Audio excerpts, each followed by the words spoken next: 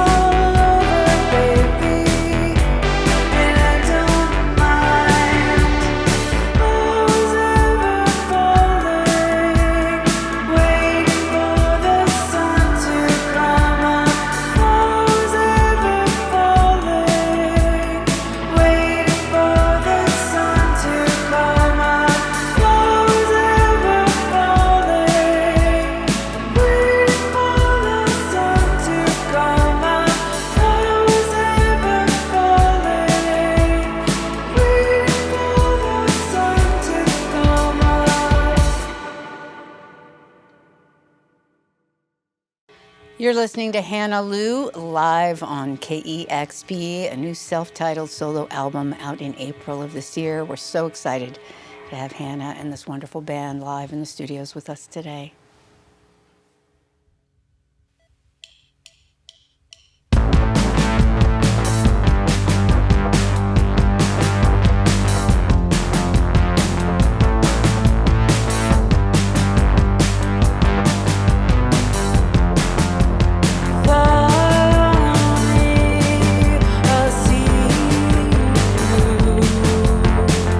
There's a war outside, just out of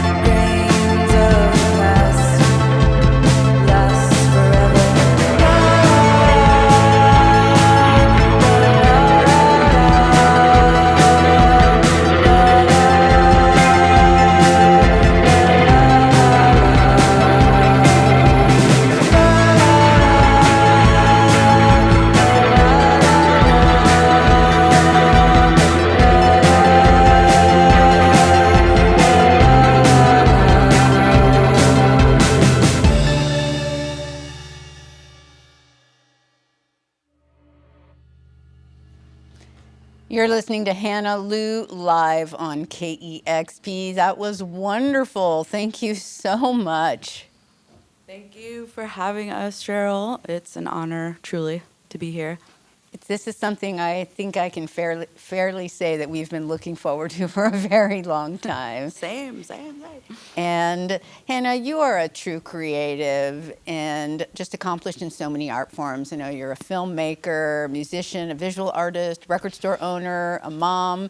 I have known you for a while, but I actually don't really know about your upbringing. I'm curious about your growth as an artist, where that seed germinated. I'm going to guess it was early in life.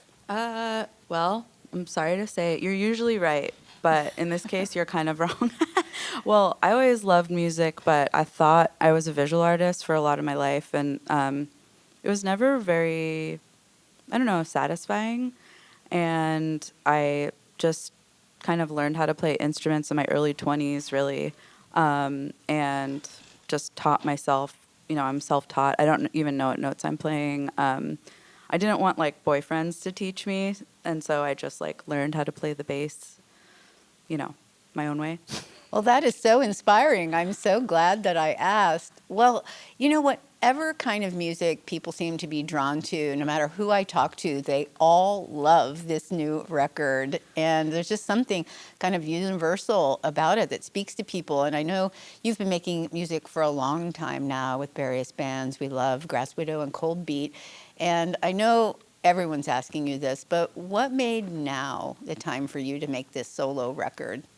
I was kind of just as surprised as anyone. I honestly didn't know what I was doing for the entire time I was making the record. Like, I didn't know I was making a solo record. I was just like meandering. I even like this group of people in the band. Just we started playing together before I finished the record, and I wasn't really sure what I was doing. And it took a lot to figure out that I was going to use my own name. It just like kind of, as the songs amassed and became a record, it was just clear that I had to just use my name. Like, every band name sounded dumb. I didn't want to use the Cold Beat moniker anymore. And I don't know, I was just kind of shaking off the old and just wanting to do something that was really about now and just kind of meet myself where I was at. Well, your new record definitely has some similarities to your previous work. There's a Hannah Lou thread in there, but you really have made a bold leap forward into some fun new directions. It feels like that must have been really liberating and enjoyable for you. Can you talk about some of the things that excited you about what you were doing with this new record? Well, like I said, like, I didn't really know what I was doing, so there was moments of like, oh my gosh, like I've like hit a new threshold of something, but I couldn't really fully grasp what it was until I got sort of that overview effect, and like it was sort of a body of work, and I was like, oh, I see what this is now. Like, the universe of it all kind of took a while to build. And yeah, I just was trying a lot of new things and just being open and really just wanting to be myself more than anything. And yeah, I just wasn't really sure if anyone would really hear what I was doing. But I felt strongly about it, so I just kept going. And like, these guys all seemed like they were into playing the music, so I was like, well, if they're into it, maybe it's good.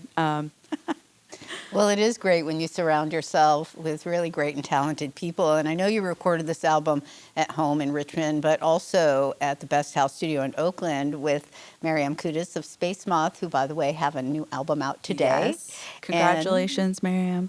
And in fact, you directed the video for Do We Exist, which is the first song on their new album. And you have called Maryam your sister in sound. Yes. And I can only imagine it was so fun working with her. Can you talk about what that was like and what she brought to the record? Yeah, so it was totally full circle because my dear old friend Sarah Register, who mastered the record, I was just kind of in a place where like I was just like, maybe there's people in the Bay Area that I don't know that like are cool that I could collaborate with, and I was just so alone in my studio and kind of used to working like that.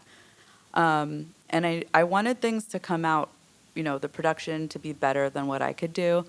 And my friend Sarah Register was like, well, maybe you and Maryam would get along. So we like met up and we totally hit it off. And then I brought all my stems to the studio with her. And she just was like a great partner in bringing out what I was doing in the best way. Like she really I just really trust her. And it was such a great thing. She kind of just lifted a blanket off of everything I had recorded and then made it sound better.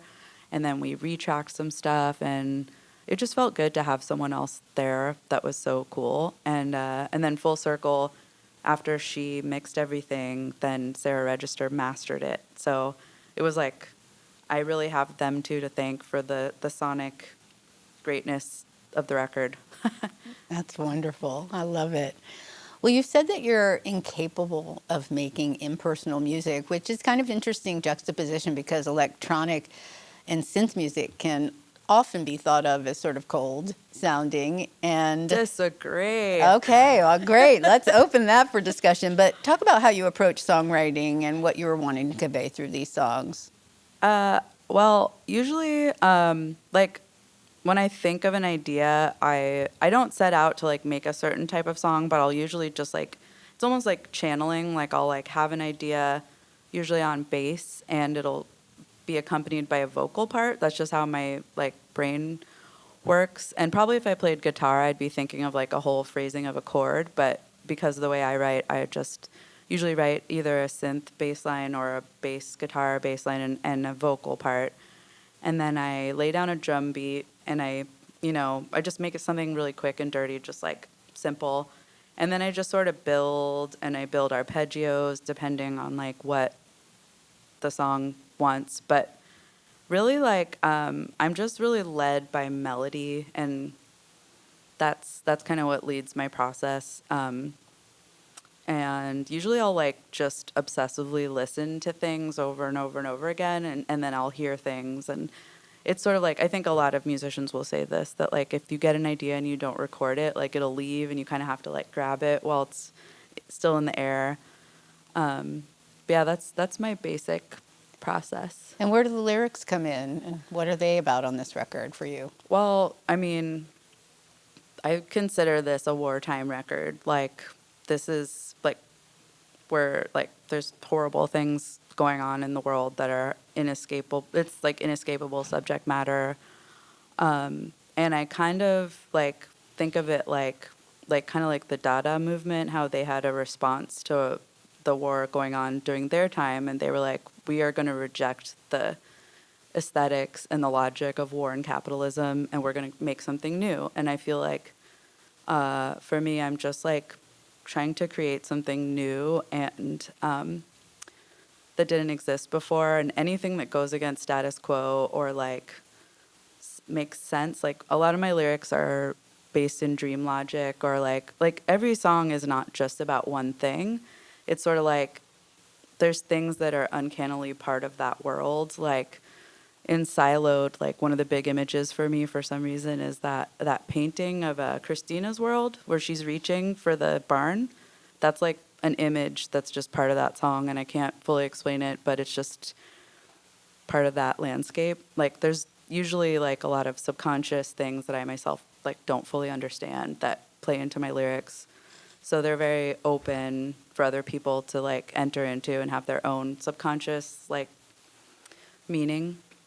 Well, it is such a wonderful album, and I feel and hear something every time I listen to it, and it just continues to grow in its depth and meaning for me. So thank you so much for bringing it to the studios today and performing live. Thank you so much. Thank you. You're listening to Hannah Lou live on KEXP. Thanks so much to the band today for this incredible performance, and to you, our listeners and viewers, for making sessions like this possible. KEXP is listener powered, and you can go to kexp.org and get lost in discovery and make a gift anytime in support of listener powered programming here at KEXP, helping us build this community and share music around the world. And subscribe to our YouTube channel. We'll let you know every time we launch a new video. Once again, thank you. It's Hannah Lou live on KEXP. Discover new music at listenerpowered kexp.org.